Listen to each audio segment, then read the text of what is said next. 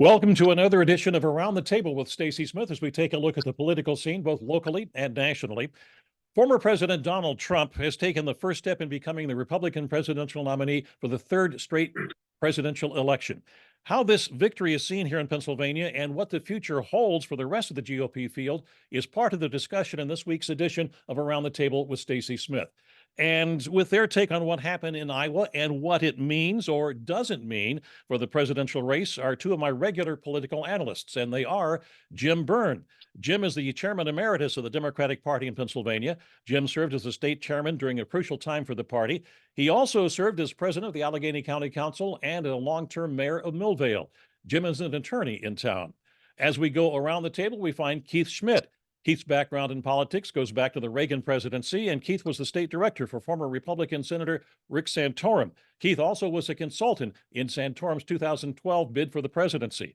Keith has his own consulting firm, and two of my regular panelists, former Governor Tom Corbett and Joe Mystic, could not be with us today. They'll join us again for our next edition. And while they are not here, I can assure you that Jim and Keith are very well versed in the realm of politics. So, it was a bitterly cold night in Iowa, and the results of the Iowa caucus left a bitter taste in a lot of people's mouths who do not want to see Donald Trump become the GOP presidential nominee again. Keith, you are a Republican and consulted Rick Santorum in 2012 when he won the Iowa caucus. So give us your interpretation of what happened last night. Well, whether you like Donald Trump or you don't like Donald Trump, you can't deny it was a big win for him last night in the caucuses. Most polls had him up 24 points or 28 points in one poll. He ends up winning by 30 points. And then some of the tea leaves from the exit polling is even better for Trump in some ways, because the people that said that immigration was their number one issue overwhelmingly supported the former president last night. And I have suggested on numerous occasions that I believe immigration will be the number one issue in this presidential contest. Also, he lost evangelicals and he lost very conservative voters in 2016 in Iowa. He won them handily last night. So for some reason, whether you like it or not, even with all his woes, his legal woes and his behavior at times that make you scratch your head, somehow the former president is broadening his base in the Republican Party. Jim, your thoughts? I agree with Keith.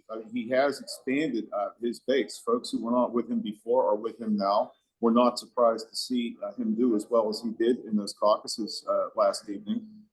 However, having said that, if you ask me as a chairman or a Democratic operative, which Republican do I want to see as the nominee, it would be Donald Trump. So yes, do we talk about Nikki Haley maybe catching him or getting competitive? Sure, it's still a heck of a long road for her or anybody to beat this man. And that may bode well for the Democratic Party, because the unifier of the Democratic Party has been and will continue to be Donald Trump if he is on that ballot. We have our issues, we have our divisions, as any political institution does. But when you see that name, you see galvanization of our base, you see all the different demographics of our party putting the oars in the water and rowing in the same direction. I'm in South Carolina right now. I was talking to some folks down here about Pennsylvania issues, and we all agree to the person, and even in other states, that you get your factions together, and instead of hitting each other with the oars, you put them in the water and you row in the same direction. We'll agree to get back to our debates as a party later. Defeating Donald Trump is the utmost issue of importance to us. So I hope he does get on the ballot in that sense. I like our chances if he's there. I want to talk about New Hampshire in our next segment, but let's just talk about this for a second. Just how important really is Iowa? Keith, Rick Santorum won it in 2012, although it was a day or two or a week later before they officially made him the nominee. That night, they said Mitt Romney, I think, won it, but Rick Santorum did win it. And you take a look historically, the first couple of caucuses that were held, the person who was elected in the caucus went on to become the presidential nominee, but the last several presidential elections, that has not been the case. Yeah, well, it sets the tone. I mean, we often talked about if you had a state senator race in the North Hills of Allegheny County, you'd have more people show up than the people that showed up in a caucus for the president of the United States in Iowa. And then on a cold night, it actually had a record low turnout. But again, perception is reality. Nobody's looking at the numbers. They're looking at how they finished. And it was important that if the president was going to put a line in the sand that this is his to lose, he needed to have a strong and dramatic showing in Iowa, and he did last night. And I do think there's some complications for the two people chasing him on the ballot, because there is no sense that there's a real path for them in the general election, even if the former president stands down. So I don't know. Right now it's more perception than reality. We'll see what happens in the next two. It's a must win for Nikki Haley in her home state, or pretty much her candidacy, I think, would end that night. Jim, what are your thoughts on that? I agree. I mean, you want to come out strong. You want to set a tone as we start this process of primaries and gathering of delegates ahead of the Republican convention, or whichever convention. So yeah, you want to come out and say, look, I am strong. I'm the front runner. And how better to do that than to come out of that caucus last night with the margins that the former president came out with. It sets a tone that he is strong and that he is unbeatable. That's the message he wants to portray. And that number helps him to support that narrative. However, as we mentioned, and as Keith mentioned, the other two are chasing him. They are looking for a path. There are only two left now, Mr. DeSantis and Ms. Haley. Look at what happens in New Hampshire. We've talked about it in the earlier segment yesterday. We're talking about it now. She is going to be competitive there. She continues to surge there. There are millions upon millions of dollars being spent by the Trump team and by the super PACs in support of him to try to knock her down up there, and they are hitting very hard. They see her as the threat. They were relieved to see that she came in third in Iowa. They thought she lost a little bit of momentum. She is now pivoting to get that momentum back. And I agree with Keith. If she were to lose South Carolina, where I am, and it doesn't look like that will happen, she would have to rethink her position. And in that regard, I think the Florida primary is March 19th. Mr. DeSantis is losing big down there in his own state. Endorsements from Republicans down there are going to Mr. Trump, not their governor. Mr. Rubio just endorsed Mr. Trump, Florida senator, not his governor. Mr. DeSantis will not see a path. I doubt Mr. DeSantis will still even be in this race by March 19th, unless he'll face the embarrassment of losing in his own state. We'll talk a little bit about what the two candidates should do, what your advice would be to them from our two political analysts when we come back in just a moment. Welcome back to Around the Table with Stacy Smith, as we're talking about the Iowa caucuses and the upcoming New Hampshire primary. So the New Hampshire primary is next Tuesday. Is there a path forward or for DeSantis or Haley? You both have advised candidates in the past. So Keith, I'll start with you since you're the Republican here and these are Republican candidates. What would be your advice right now if you had to advise either Haley or DeSantis? Well, as I like to say, you can't put lipstick on a pig, and it's hard to describe their poor showing in any way but troublesome for both DeSantis and Nikki Haley in Iowa last night. That said, the path for Nikki Haley becomes clearer that she not only has to do better than DeSantis in New Hampshire, she also has to tighten the gap between her and the former president, because forecasters in the last week or two said that she was edging out the governor of Florida in Iowa. So that didn't happen. So all of a sudden, that's a slight setback in perception. So the pendulum now swings to she has to do better than expected in South Carolina, in New Hampshire, to keep her momentum going. Because in the end, listen, you combine their vote totals, it's 40% in Iowa. They're 11 points behind the former president.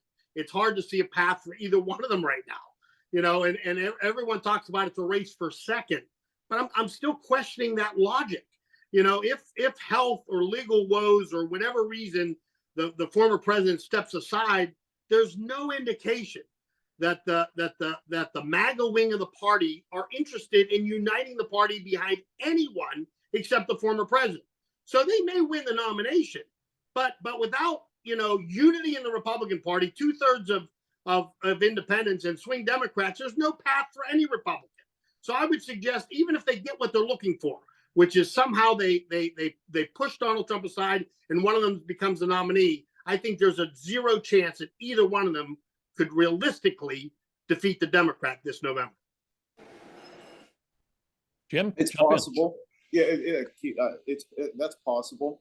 the MAGA wing will be for Mr. Trump and nobody else. If he is not the nominee, they take their ball, they go home. Conversely, in the GOP, and I think you nailed it, Keith. There are many in the GOP who just could not vote for Mr. Trump.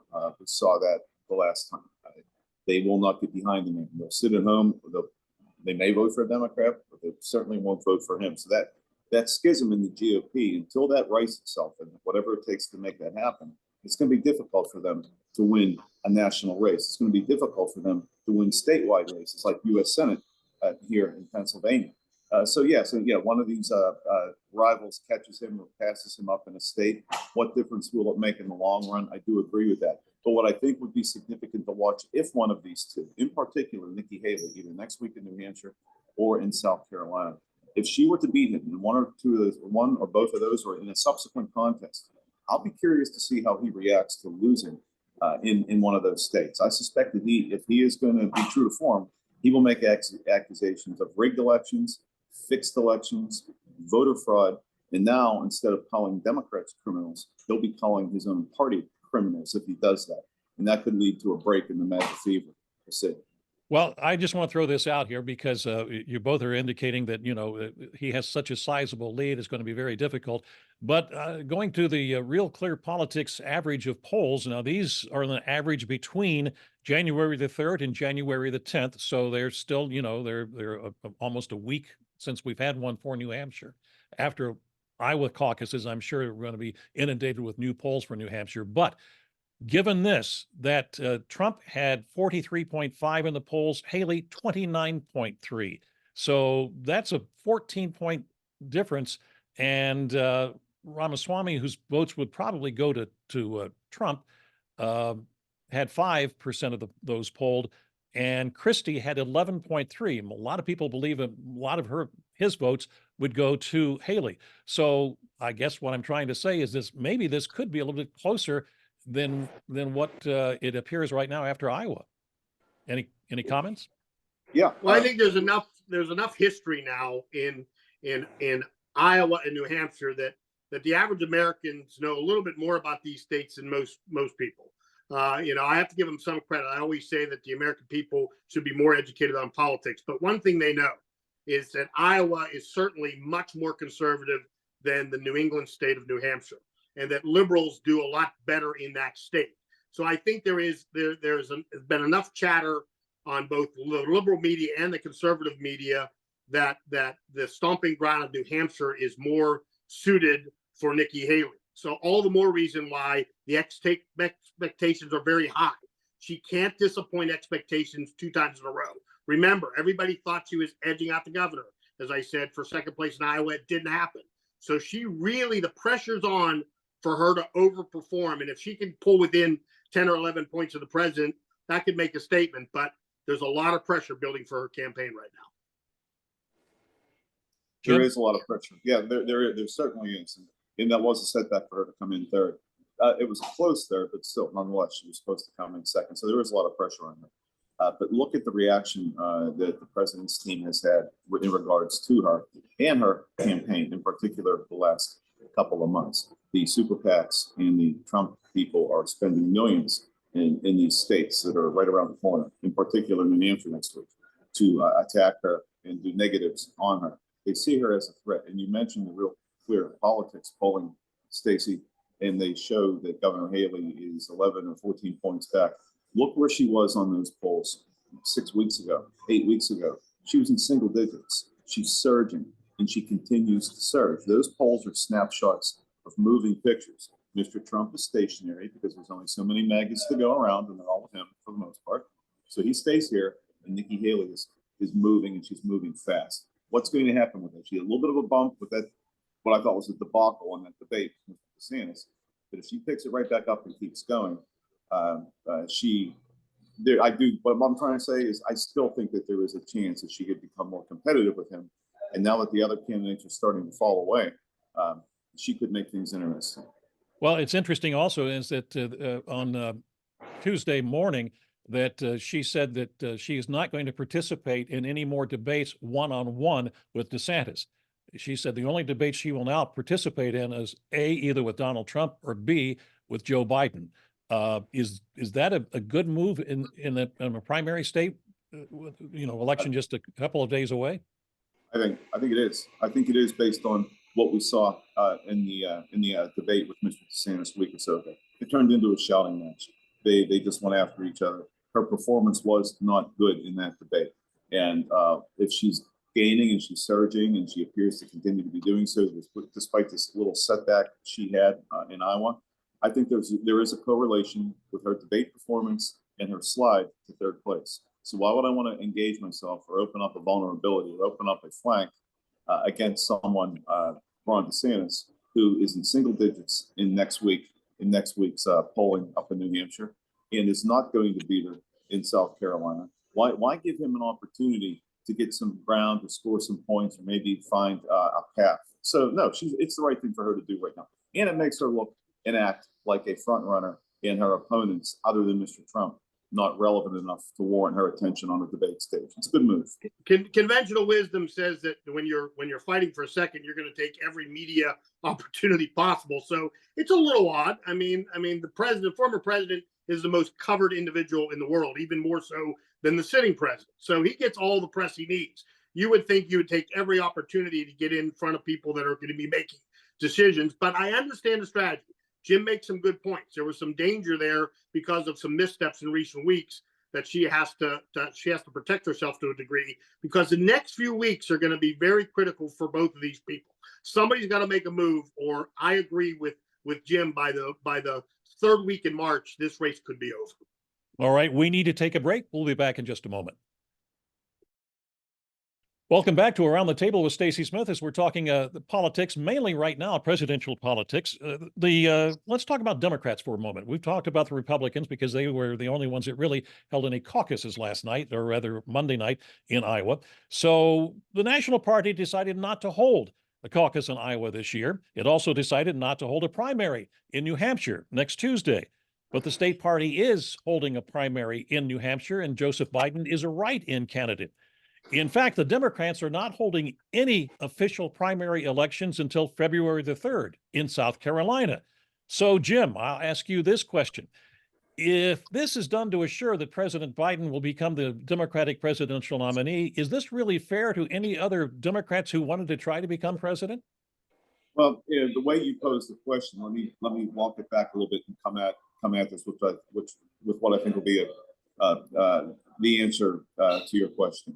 I don't know that this is being done intentionally to try to keep other people off the stage. I don't think that in any way, shape, or form is what's happening. However, to your point, you have to worry about that being the perception with rank and file voters. You have to worry about that creating a perception that feeds into the Donald Trump narrative, the lies of Donald Trump of rigged elections. So you feed a narrative when this dynamic plays out. But you talk about other candidates or keeping other candidates from having a chance. What other candidates? I don't know of any. I don't know of anybody that's running against him right now. If somebody were to get in and somebody were to start raising money and somebody were to start showing some polling, then I think the party has an obligation to change course. They have to do this. They have to be open and transparent on what the reasons why they're doing this in these states, what the methodology is, what the thinking is, and be open and transparent about that process to avoid an unpleasant or negative narrative from the opposition. Keith, before I have you respond, I will say, Jim, that there are a couple of candidates opposed to President Biden, especially in New Hampshire. And one of them is Congressman Phillips, I believe, from the state of Minnesota, around the Minneapolis area. And the latest poll for New Hampshire shows that Biden at 58%, Phillips at 9.8%, and Williamson, another candidate, at 5%. The latest poll, though, that was the average. The latest has Biden at 49% and Williams at 16%. So he's gone up from 9.8 up to 16, and the president's polling average has dropped by 9 points there. A lot of that, I have a feeling, has to do with the fact that the president and the Democratic Party decided not to hold a primary officially in, or recognize it, I should say, whatever primary election that New Hampshire would have. New Hampshire's bound by state law that they have to hold their primary as the first one in the country. It's a little confusing, isn't it? Yes, it is. Back to my answer to your last question. I don't see these as viable candidates. I'm sorry, I just don't. I think by the time we get into February or early March, they're not even going to be around. But having said that, back to what I said before, you have to be careful when you take these types of approaches from the National Party. Look what happened in 2016 when Debbie Wasserman Schultz in the debacle with Bernie Sanders, and then there were allegedly, the perception that the DNC was going behind Hillary, and it just turned off a lot of voters and a lot of Bernie Sanders supporters and enabled Donald Trump. You don't want to get back into a narrative like that, but it's an inside game. Well, parties are certainly unruly organizations, and this practically proves it to me, because the DNC you would think they'd be able to force their will, even if they had to do it in the legislature in New Hampshire, to change the rules or something, because I can tell you, I don't know if it's a mortal blow, but it would be one heck of a blow if a sitting president got less than 50% in the first primary. And we all know, whether we like it or not, why they started with South Carolina. I for one was the political analyst 4 years ago that was dead wrong. I wrote Joe Biden's obituary after he lost in Iowa and New Hampshire. And sure enough, he was the comeback kid in South Carolina. So I understand why there is a narrative here where they'd like to start in South Carolina. I think it makes perfect sense, but they're literally cutting off their nose to spite their face in New Hampshire right now, because that could really be problematic for the president. But if I have one more minute here, Stacy, do Sure. I? Yeah. One more minute, I would say, left is right, up is down in my head, because we're all talking about the fight on the Republican Party. And I am convinced, and have been for some time, that there is no fight in the Republican Party, that the die has been cast, and like him or not, the former president will be the nominee of the Republican Party. On the flip side, everybody basically says it's Biden, and I couldn't think that there's anything further from the truth. I think I'm 99% sure that Biden will never be the nominee.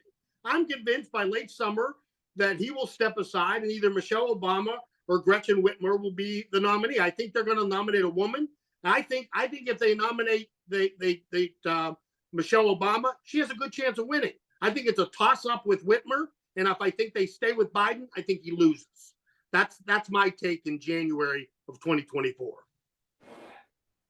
I don't see it. I don't see it happening. Fourth quarter of fundraising, the president brought in $97 million. $97 million. I think he is in this for the long haul. And yes, we've had the conversations about these two, Mr. Trump and Mr. Biden, and we've had the conversations about new faces. We've had the conversations about people looking for alternatives. Having said all that, I still think these two are going to be the candidates. And if they are, back to what we talked about yesterday and earlier on this show, the GOP is split. Half of them will not go for that man. And conversely, if it's not him, the MAGAs will not go for anybody else. And until they have some type of a unification between one candidate and right this ship and this divisiveness, they cannot win the presidency. Period. End of sentence. Well, I'm betting lunch at Rico's with Jim that he's not going to be the nominee. So I'm hoping he's buying at the end of the year. I'll see you there, my friend. Well, I could throw out some other poll numbers, but we have to take a break, and we'll be back in just a moment. Welcome back to Around the Table with Stacy Smith, as we're taking a look at the political scene, mainly nationally, but we're going to try to drum it down here to the Pennsylvania now. And there was an article in the Wall Street Journal on Monday that used various ratings to come up with an outlook for the presidential, senatorial, and congressional races for 2024. And for the state of Pennsylvania, the article says the presidential race is a toss-up. It also says the Democrats hold a slight edge for the Senate race, and there are 4 possible toss-ups in the congressional races in the 7th, the 8th, the 10th, and the 17th congressional races. 3 of those are held by Democrats. The 17th, including, is also held by a Democrat. That's here in the Pittsburgh area. It is said to lean Democrat, according to these 3 services. So, gentlemen, it's up to you. Give me your thoughts. Whoever wants to begin, go right ahead. Sure. I've seen what the Pennsylvania Democratic Party has done to reconnect with the 67 county strategy, now that Sharif Street is the chairman. I've seen the groundwork that we had laid in the early 2010, 2015 era of 67 county infrastructure, rural caucuses, senior caucuses, Latino caucuses, all these outreach programs, diversity programs to connect with all 67 counties. I see the labor movement working in unison with the party. I see other organizations and those who believe in our values working with the party and working in unison. A coordinated campaign is coming together, and I expect that coordinated campaign to do very, very well. So I think the advantage is still going to be to Mr. Biden. Shoring up on the 79 corridor where he was vulnerable last time. In the congressional races out here in 17 and in our races out here, we have strong incumbent Democrats. Mr. DeLuzio is a prototypical congressman for this region. I suspect he will do well. It all gets down to retail. It all gets down to ground. We have those abilities to do very well. So I think the advantage of the Democrats in 24, statewide and Congress. Well, in the 7th district and the 8th district, both in eastern Pennsylvania, both of them held by Democrats. I could see where they'll swing because they're not Philadelphia. Some of them are on Scranton, Wilkes-Barre, but both these guys got 51% in 2022, which ended up being a pretty good year for Democrats. So when incumbents only get 51% of the vote, I could see where they would be vulnerable. In the 10th, that's in the middle of the state. That's the one that's held by Republicans, Scott Perry. And although Scott Perry got 54% in 2022, which I think is impressive because it was a tough cycle, I think right now there are 7 or 8 announced Democrats. And when you have that many people vying, they know something I don't know.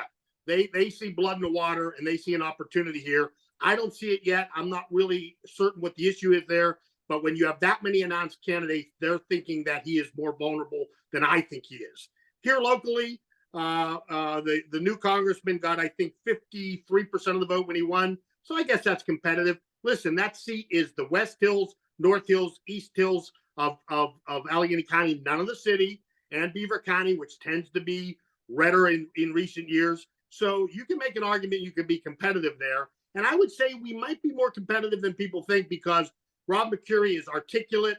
He's a veteran, an Army captain, formerly an Army captain, and somebody who so far has shown the propensity to be able to raise money. He's actually had a very strong quarter. Even at the end of the year around Christmas, he was setting the curve for Republican challengers in Pennsylvania. So I'd take a long look at that race. That could be more interesting than most people think. What about the Senate and the presidential side for Pennsylvania? Well, I think I've long said that I'm a little miffed. I think there is a real opportunity for someone to step in and put Senator Casey on his heels, but I'm not so sure that we found the candidate to do that. Our candidate could not get out of a primary a couple years ago, spending over $50 million. He has his own problems relative to the China issue, which I think is going to be a bigger issue as this year drags on. And I think he's right, but I'm not so sure that we're putting forth the right candidate. But the reason that we've done what we've done with our candidate is he's a self-funder. And right now, outside presidential politics, it's hard to raise money at every level. And the senatorial committee in Washington certainly likes self-funders because they're spread very thin. So, but I'm not sure you can buy this race. I think we need to be able to punch the sitting 3-term incumbent in every way possible and expose him. And I think there's some issues that our candidate can't do that. All right, quickly, Keith, presidential side. It's a toss up. Yep. I think right now, based on Western Pennsylvania and the counties that surround Allegheny County that are getting redder and redder, I absolutely believe that it leans probably Trump if I had to pick it. All right, very quickly, 1 minute to go, and both of you take about 15 seconds here. Jim, start with you. How much will the presidential race influence the Senate and congressional races in 2024? I think there will be a coattail effect, either positive or negative. I think that when there's a president on the ticket, I think Mr. Biden is strong in Pennsylvania, the ships will rise. He'll do well in Philadelphia. Philadelphia is strong. All ships rise across the state. Advantage Democrats, advantage Biden. All right, Keith, your thought. I think the Republicans will take the Senate this year, largely because they have the right cycle right now. They're only defending 10 of 33 seats. The Democrats have to defend 23 seats. So in a closely divided Senate, I think it favors the Republicans. But the top of the ticket will dictate the lower house because it's within 5 or 6 vote swing, and the strength of the presidential ticket will carry the day for the United States Congress. Gentlemen, thank you. And thank you again for watching Around the Table with Stacy Smith. We hope to see you the next time. Thanks for joining us. Thanks, Stacy.